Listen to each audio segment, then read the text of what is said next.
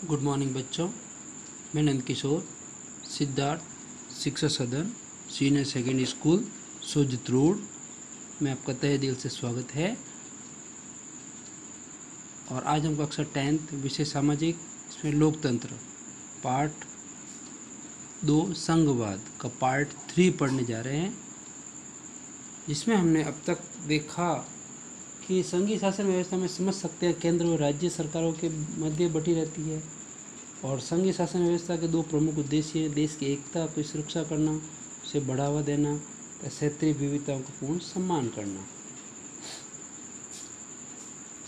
संघीय शासन व्यवस्था दो तरीकों से गठित होती है: दो या दो से अधिक राष्ट्रों, स्वतंत्र राष्ट्रों को साथ लेकर एक बड़ी इकाई गठित करना, जैसे संयुक्त राज्य अमेरिका, स्विट्जरलैंड, ऑस्ट्रेलिया। और बड़े देशों के आंतरिक विविधता को ध्यान में रखते हुए राज्यों का गठन करना। राज्यों को राष्ट्रीय सरकार के बीच सत्ता का बंटवारा करना, भारत, बेल्जियम, स्पेन। उसी प्रकार भारत में भी संघीय व्यवस्था को देखिए कि भारतीय संविधान मौलिक रूप में दो स्तरीय शासन व्यवस्था का प्रावधान किया गया है: संघ सरकार यानी कि केंद्र, और राज्य सरकार के पश्चात नगर पालिकाओं, पंचायतों के रूप संघीय शासन व्यवस्था का तीसरा स्तर है। और केंद्र और राज्य सरकारों के मध्य कानूनी अधिकारों को तीन भागों में बांटा गया: एक संघ सूची, दूसरी राज्य सूची और तीसरी समवर्ती सूची। संघ सूची में देखिए प्रतिरक्षा, विदेशी मामले, बैंकिंग, संचार एवं मुद्रा जैसे राष्ट्रीय महत्व के विषय में सम्मिलित किए गए। राज्य सूची में पुलिस, व्यापार, वाणिज्य, सिंचाई, कृषि और प्रांतीय स्थानीय महत्व। जबकि समवर्ती सूची में शिक्षा, वन, मजदूर, संघ, विवाह, गोद लेना व उत्तराधिकार जैसे। लेकिन टकराव की स्थिति में केंद्र सरकार द्वारा ही बनाया गया कानून ही मान्य होता है। भारतीय संघ के सभी राज्यों को समान अधिकार प्राप्त नहीं, जिसमें असम, नागालैंड, अरुणाचल प्रदेश, मिजोरम जैसे कुछ राज्यों में विशिष्ट सामाजिक व ऐतिहासिक परिस्थिति की वजह से अनुच्छेद 331 के अनुसार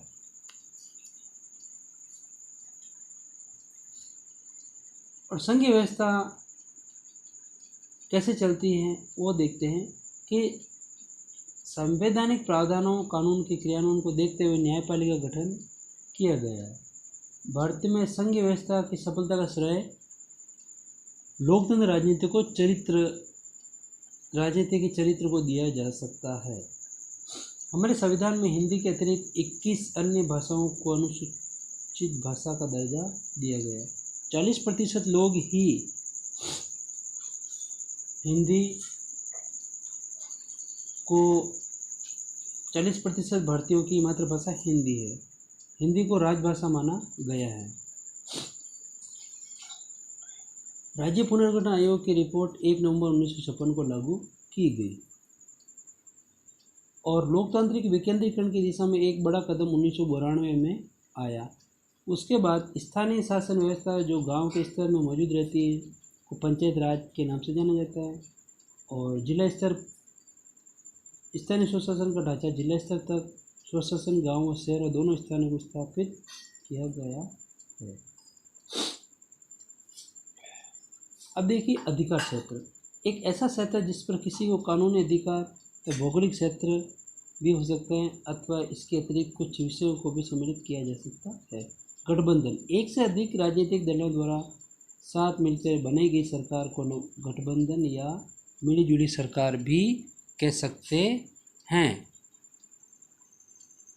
तो प्यारे बच्चों, अब तक हमने ये देखी चीज़ें, तो अब आप देखिए आगे कि केंद्र तथा राज्य सरकार के बीच सत्ता का बंटवारा। देखिए केंद्र और राज्य सरकार के बीच में सत्ता का बंटवारा किस प्रकार होता है वो हम देखते हैं। तो अब इसमें बताया गया है कि भारतीय संविधान में भारत को राज्यों का संघ घोषित किया गया। भारतीय संघ का गठन संघीय शासन व्यवस्था के सिद्धांत पर हुआ।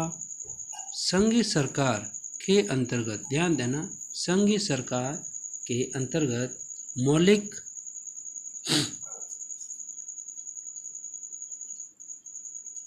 प्रावधानों को सरकार के एक स्तर द्वारा परिवर्तित नहीं किया जा सकता। अकेले संसद को संविधान की मौलिक व्यवस्था में परिवर्तन नहीं कर सकती। ऐसे किसी परिवर्तन को पहले संसद के दोनों सदनों में 2/3 बहुमत से मंजूर किया जाना होता है। फिर कम से कम आधे राज्यों की विधानसभाओं से सहमति लेनी पड़ती है। जैसे मान लो ये संसद है ना। अब ये संसद है तो संसद जो है किसी मौलिक प्रावधान को एक स्तर पर परिवर्तन नहीं कर सकती। दोनों सदनों यानी कि लोकसभा व राज्यसभा, ठीक है ना, इन दोनों में 2/3 बहुमत, कितने 2/3 बहुमत से मंजूर किया जाना होता है। फिर कम से कम आधे राज्यों में, कम से कम आधे राज्यों की विधानसभाओं से सहमति लेनी पड़ती है, तभी कोई न कोई प्रावधान या व्यवस्था परिवर्तन हो सकती है। ठीक है। अब देखिए विकेंद्रीकरण की दिशा में 1992 में उठाए गए कदम। विकेंद्रीकरण का पता मतलब सत्ता का बंटवारा करना। भारत में 1992 ईस्वी में संविधान संशोधन अधिनियम के द्वारा भारतीय लोकतंत्र को स्थानीय स्वशासी निकायों के अधिकार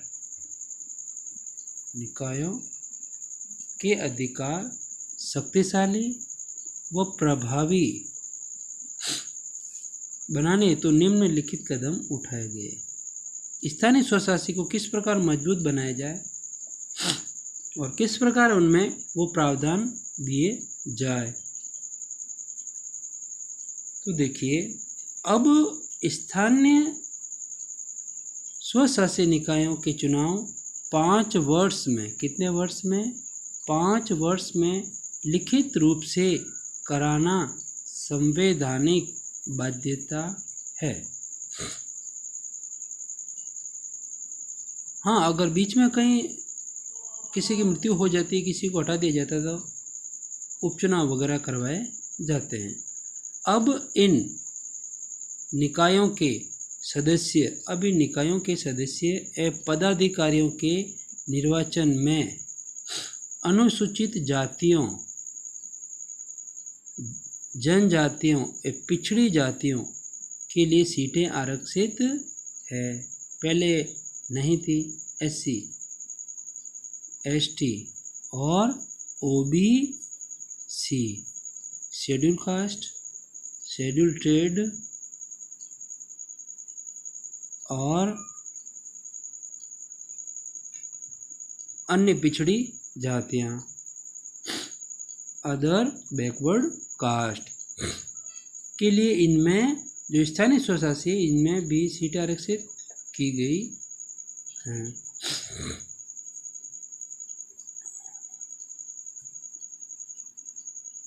अब देखिए कम से कम 1/3 पद, कितने, 1/3 पद महिलाओं के लिए, कितने, 1/3, 1/3, 1/3 पद महिलाओं के लिए आरक्षित है। इनके लिए छोड़ दिए जाते हैं।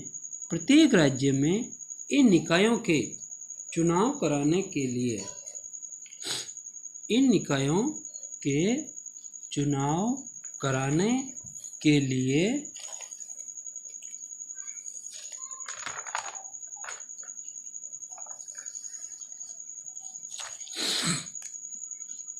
महिलाओं के लिए भी सीटें आरक्षित की गई। ठीक है ना। तो देखिए इनके लिए भी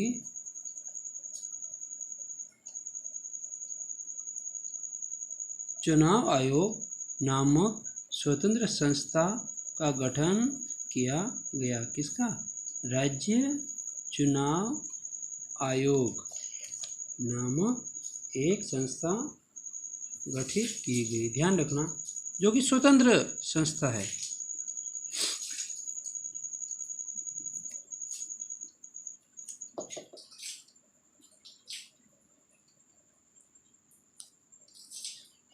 राज्य सरकारों को अपने राजस्व और अधिकारों का कुछ हिस्सा इन निकायों को देना पड़ता है। राज्य सरकार को क्या? अपने राजस्व और अधिकार इन निकायों को देना पड़ता है। सत्ता में भागीदारी को प्रकृति प्रत्येक राज्य में अलग अलग है। ठीक है ना। अब देखिए स्थानीय पंचायत व्यवस्था या स्थानीय शासन व्यवस्था।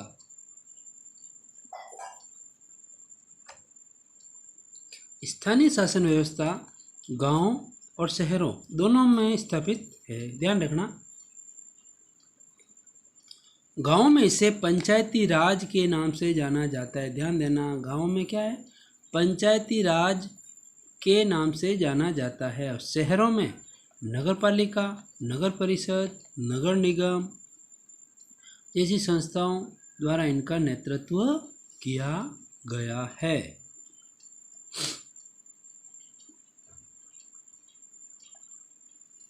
अब देखिए ग्राम स्तर यानी कि गांवों के स्तर पर देखते हैं। प्यारे बच्चों, अपन देखते हैं कि जब सरपंच के चुनाव होते हैं तो किस प्रकार माहौल बनता है, किस प्रकार गांव के प्रत्येक चौपाल में प्रत्येक जगह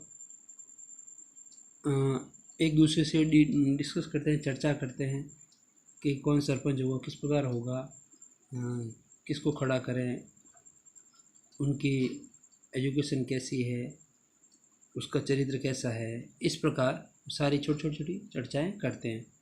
और आप भी तो प्यारे बच्चों बहुत सारे भाग लेते हो उस चर्चाओं में, नहीं?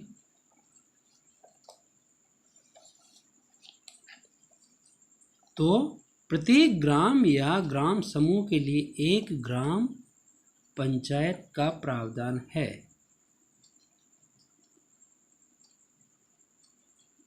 एक तरह की परिषद होती है। क्या होती है? वो एक तरह की परिषद ही होती है। गांव में क्या एक ग्राम पंचायत होती है जिसके कई सदस्य एवं एक अध्यक्ष होता है। इम्पोर्टेंट है, ध्यान रखना प्यारे बच्चों। सदस्य वार्डों से चुने जाते हैं। सदस्य वार्डों, जैसे एक गांव है, गांव में बहुत सारे वार्ड भी होते हैं, गली मोहल्ले होते हैं। जैसे कि 3 मोहल्लों को एक वार्ड के तहत बना दिया, जैसे ward number 1, ward number 2, ward number 3, 4 ऐसे सदस्य वार्डों से चुने जाते रहता। उन्हें सामान्य पंच कहा जाता है। क्या कहा जाता है? सामान्य पंच कहा जाता है। इसके अध्यक्ष को सरपंच या प्रधान कह सकते हैं। कई गांव में होता है ना, प्रधान साहब कहते हैं, कई गांव में सरपंच साहब कहते हैं, है ना।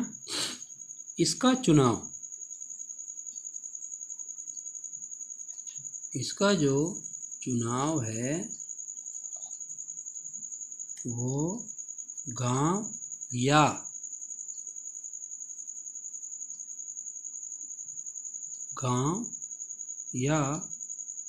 वार्ड में रहने वाले सभी वयस्क कौन होते हैं?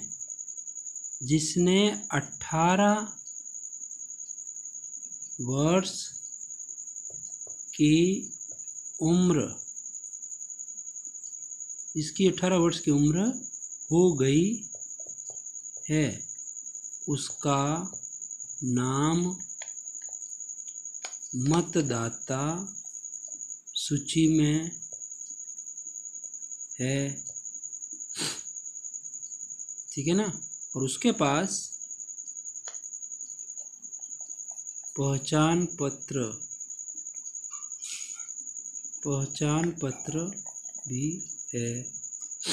ध्यान देना, ऐसे कि नहीं कि 18 वर्ष की उम्र हो गई और वो वोट देने चला गया, नहीं, वो पूरी प्रक्रिया के साथ कार्य होता है। उसका नाम मतदाता सूची में हो, उसके पास उसका एक पहचान पत्र हो जिसमें अपना नाम, पिताजी का नाम, डेट ऑफ बर्थ, एड्रेस वगैरह सारी चीज़ें लिखी हुई होती है। ध्यान देना, 18 वर्ष के होते ही आप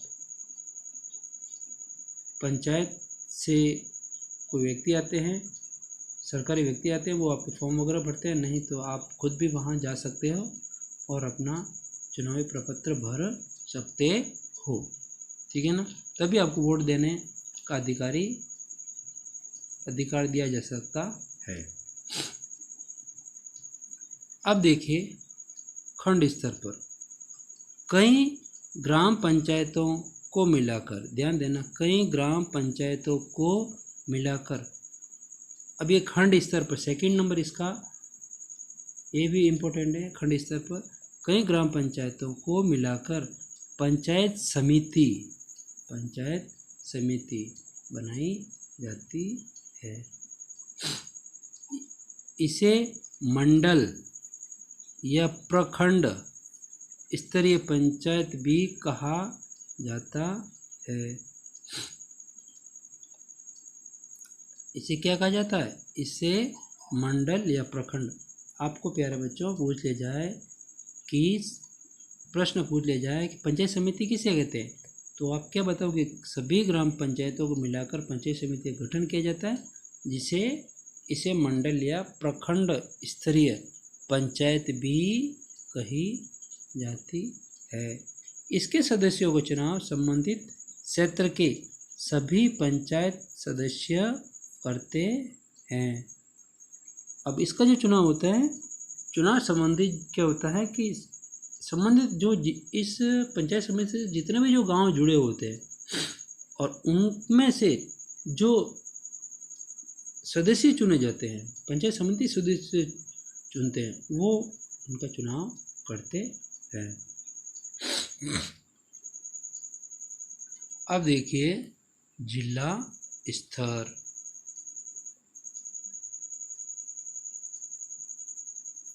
जिला स्तर देखिए, किसी जिले की समस्त पंचायत, किसी जिले की समस्त पंचायत समितियों, जैसे ग्राम है, ठीक है ना, अभी ग्राम है, ग्राम में ये जितने भी वार्ड है, ठीक है ना, ये वार्ड हो गए, इधर भी वार्ड हो गए, ये सारे वार्ड हो गए। अभी वार्ड मिलकर एक सरपंच चुनते हैं और वार्डों से वार्डपंच चुने जाते हैं, ठीक है ना, ये तो हुए ग्रामीण स्तर। उसके बाद आता है पंचायत समिति का। पंचायत समिति जो है, ये जो जितने भी आसपास के जो गांव है आसपास के, वो मिलकर एक पंचायत समिति, ग्राम पंचायत मिलकर पंचायत समिति का गठन करते हैं, जिसे प्रखंड या मंडल कहते हैं। और चुनाव संबंधी प्रक्रिया भी सभी पंचायत सदस्य मिलकर करते हैं। फिर आता है जिला स्तर। अब जो जिला स्तर है, वो जितने भी जो पंचायत समितियां हैं, वो मिलकर एक जिला परिषद का गठन करती है।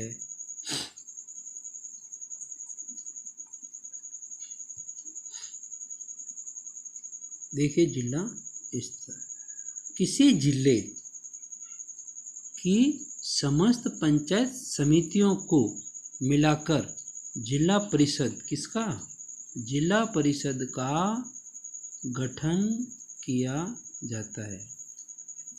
ध्यान देना, स्टेप बाय स्टेप एक दूसरे से कनेक्ट है, एक दूसरे से जुड़े हुए हैं।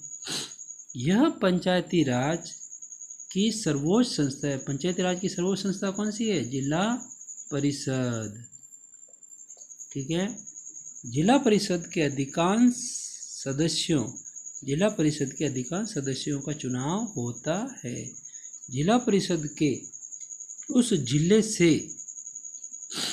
लोकसभा व राज्यसभा के लिए चुने गए सांसद, विधायक एवं जिला स्तर,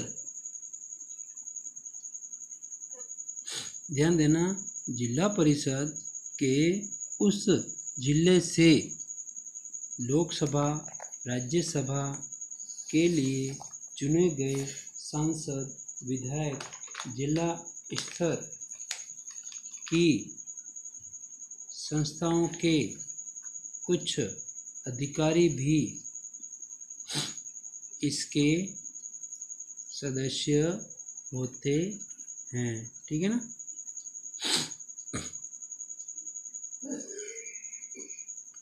शहरी स्तर पर, अब देखिए शहरी स्तर पर देखते हैं।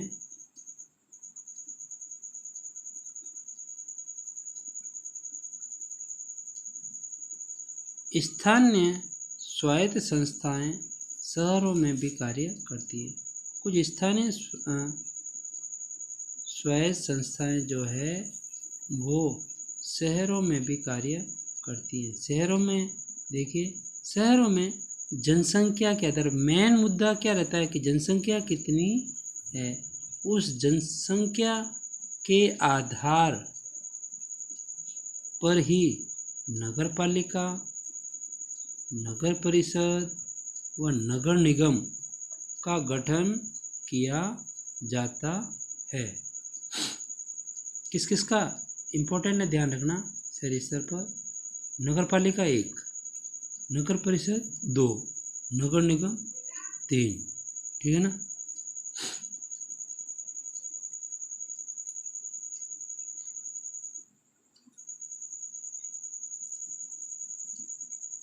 इन संस्थाओं का कामकाज निर्वाचित प्रतिनिधित्व करते हैं। जो निर्वाचित होते हैं वो अपने अपने वार्डों का प्रतिनिधित्व करते हैं। जब भी कोई समस्या, प्रॉब्लम होती है तो वार्ड के लोग इन्हीं के पास आकर इनको सूचना देते हैं कि यहाँ इस प्रकार का कार्य हो रहा है। तो ये लोग जो कि उनका कार्य संभालते हैं। क्योंकि स्थानीय स्वशासन का ढांचा जिला स्तर पर स्वशासन व गांव, शहरों दोनों को स्थापित किया जाता है। ठीक है ना। और भारत में जो स्थानीय सरकारों की नई व्यवस्था संसार में लोकतंत्र का अब तक का सबसे बड़ा प्रयोग हुआ है। तो देखिए, नगर पालिका के अध्यक्ष को नगर पालिका अध्यक्ष कहते हैं। और नगर परिषद में जो मेन हेड होता है उसे सभापति कहते हैं। और नगर निगम में इन्हें मेयर या महापौर, ध्यान देना, मेयर या महापौर भी कहा जाता है। ठीक है ना। अब इस प्रकार आपको पता चल गया होगा किस प्रकार ये अपने स्थानीय स्वशासन कार्य करता है। ठीक है ना। हमेशा ही ध्यान रखने की बातें बताई जाती है।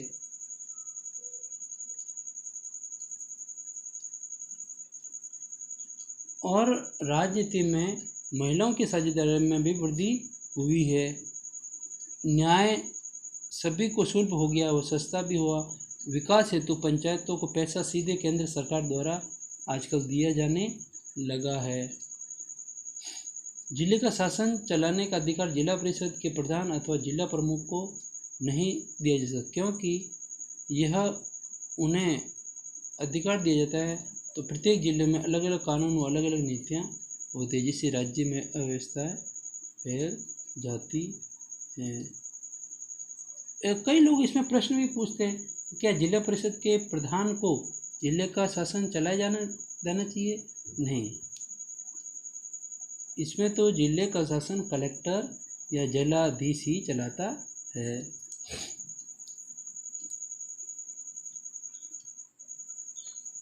तो आप देखिए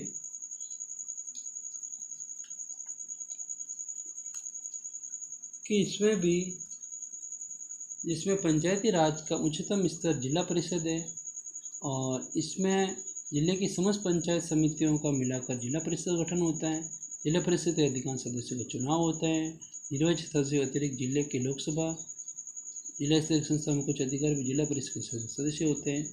जिला परिषद के प्रमुख परिषद का प्रधान होता है। जिला परिषद जिले की संपूर्ण पंचायत समिति गतिविधियों में तालमेल बिठाकर संपूर्ण जिले के विकास की ओर अग्रसर भी करते हैं। ठीक है ना।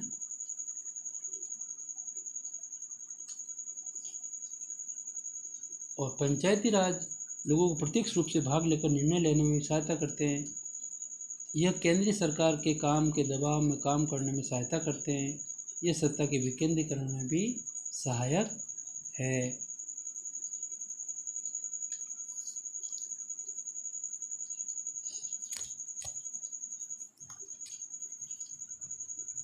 तो इस प्रकार देखा जाता है कि विकेंद्रीकरण के पीछे जो बुनियादी सोच ये रही कि अनेक मुद्दों और समस्याओं का समाधान स्थानीय स्तर पर एक अच्छे तरीके से हो सकता है। लोगों को अपने क्षेत्र की समस्याओं की अच्छी समझ होती है, क्योंकि अब सेंट्रल गवर्नमेंट तो वहाँ गांव में जाके दिखेगी नहीं। ठीक है ना। स्टेप बाय स्टेप कार्य होते हैं। लोगों को इस बात की भी जानकारी होती है कि पैसा कहाँ खर्च किया जाए और चीज़ों का अधिक कुशलता से उपयोग किस तरह किया जा सकता है। स्थानीय स्तर पर लोगों का नीतिगत फैसलों में सीधे भागीदार बनना भी संभव हो सकता है। इसे लोकतंत्र भागीदार की आदत पड़ती है। स्थानीय सरकारों की स्थापना स्वशासन के लोकतांत्रिक सिद्धांतों को वास्तविक बनाने का सबसे अच्छा तरीका होता है। ठीक है ना। इस प्रकार हमने देखा कि स्थानीय स्वशासन किस प्रकार कार्य करते हैं, लोगों की समझ किस प्रकार बढ़ती है, लोकतंत्र में लोग कैसे विश्वास करते हैं। ठीक है ना। अब देखिए, ये जो 3 भाषाएं हैं जो कि भारत में तो बोली जाती है लेकिन सूची में नहीं है, जो 8वीं अनुसूची में है ना, इसमें 22 भाषाएं हैं, उसमें इन भाषाओं को मान्यता अभी तक नहीं मिली है। कौन सी? बुंदेलखंडी, राजस्थानी वो भोजपुरी, इनको अनुसूची में जगह नहीं दी गई है। पोखरण जो कि राजस्थान के जैसलमेर जिले में है और राजस्थान सरकार किसी भी सेंट्रल गवर्नमेंट के कार्य में अड़चन नहीं करती है। इस प्रकार जहां भारत ने अपने परमाणु परीक्षण जो कि 13 मई 1978, कब? 13 मई, ध्यान देना, इंदिरा गांधी के समय की बात कर रहे हैं। 13 मई 1978 में पहला परमाणु परीक्षण किया गया पोखरण के खेतोलाई गांव में। ठीक है ना। कहाँ? खेतोलाई। तो जहां भारत ने अपने परमाणु परीक्षण किए गए, जिसे राजस्थान सरकार इसे रोक नहीं सकती। अब क्यों नहीं रोक सकती? क्योंकि देश की सुरक्षा केंद्रीय सूची का विषय है, यानी कि संघ सूची का विषय है, इसलिए वो नहीं रोक सकती। इसका प्रत्येक फैसला लेने का जो अधिकार है वो केंद्र सरकार को प्राप्त होता है। ये बची हुई सूचियों में आते हैं। तो इस प्रकार प्यारे बच्चों, आपको ढंग से सुनना है, समझना है और कार्य को ढंग से करना है। जब प्रश्न प्रेषित हो तो अच्छी तरह से करना है। प्रश्न लिखना है, आंसर लिखना है, लाइन खींचनी है, डेट लगानी है। Thank you.